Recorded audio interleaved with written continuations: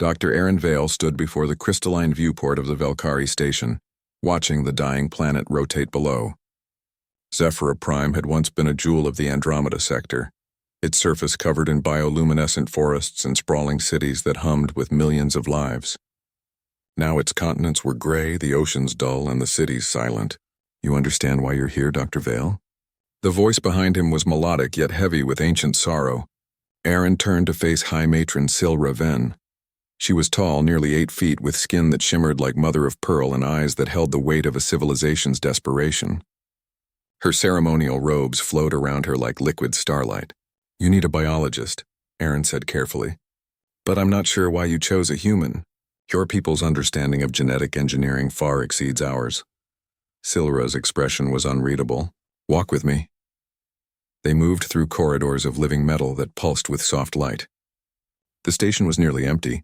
Once it had housed thousands of researchers. Now perhaps 100 Velkari remained. 3 centuries ago, Silra began, we perfected ourselves. We eliminated disease, extended our lifespans to millennia, optimized every genetic sequence. We became, as we believed, the pinnacle of evolution. She paused at a window overlooking a vast laboratory. We were fools. Aaron looked into the lab. Rows upon rows of crystalline chambers, each containing a Velkari in suspended animation. Thousands of them. What happened? "Genetic stagnation," Silra said bitterly. "In our pursuit of perfection, we eliminated the very chaos that drives evolution. Our fertility rates collapsed. Our immune system, so precisely tuned, cannot adapt to new pathogens. A simple viral mutation 20 years ago killed millions. We cannot reproduce fast enough to replace our losses. In 2 generations, the Velkari will be extinct." Aaron felt his chest tighten. "And you think I can help?" Silra turned to him, and for the first time he saw something resembling hope in her ancient eyes. "We've studied 47 intelligent species across 12 galaxies. We've analyzed their genetics, their evolutionary strategies, their adaptability, and we discovered something remarkable about humanity." She activated a holographic display. Streams of genetic data flowed through the air, comparing Velkari DNA to human DNA. "Your species is chaos incarnate.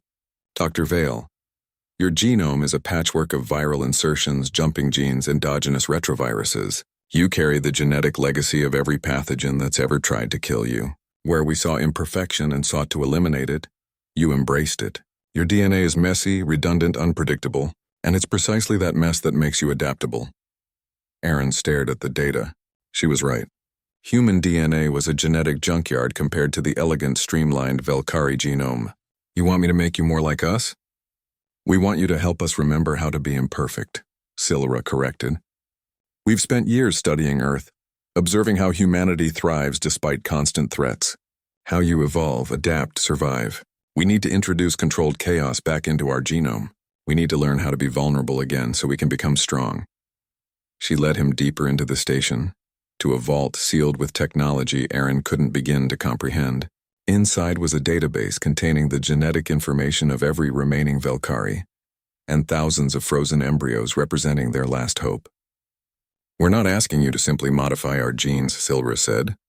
"We're asking you to design a hybridization protocol, to create a new generation that carries both Velkari heritage and human adaptability, a generation that can survive what we cannot."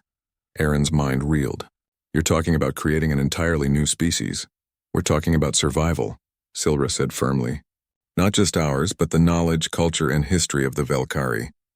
We were the first species to achieve faster-than-light travel. We've cataloged the stars for 10,000 years. All of that will be lost unless we act." Aaron walked to the vault, placing his hand on its cool surface. The responsibility was staggering. He thought of Earth, of the billions of humans going about their lives, unaware that a dying alien civilization had chosen one of them to be their salvation.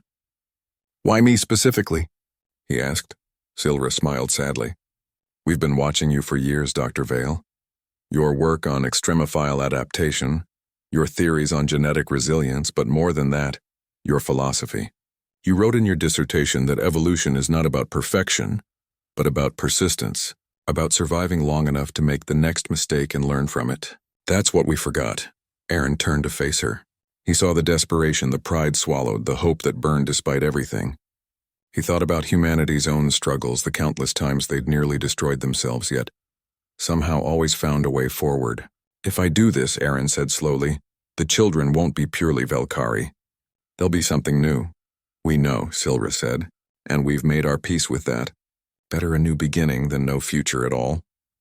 Aaron took a deep breath. He thought of every human who'd ever fought against extinction, every species that had clawed its way back from the brink. Evolution wasn't gentle.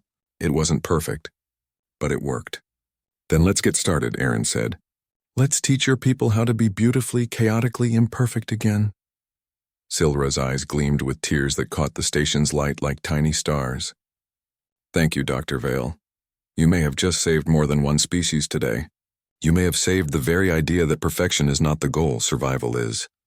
As they walked toward the laboratories, Aaron looked once more at the dying planet below. Perhaps extinction wasn't the end. Perhaps it was simply evolution's way of demanding change. And if humanity had learned anything in its violent, messy history, it was that change, no matter how painful, was always possible. The work ahead would take years, maybe decades, but as Dr. Aaron Vale initialized the first genetic sequencer, he smiled. After all, humanity had always been good at making something beautiful out of chaos.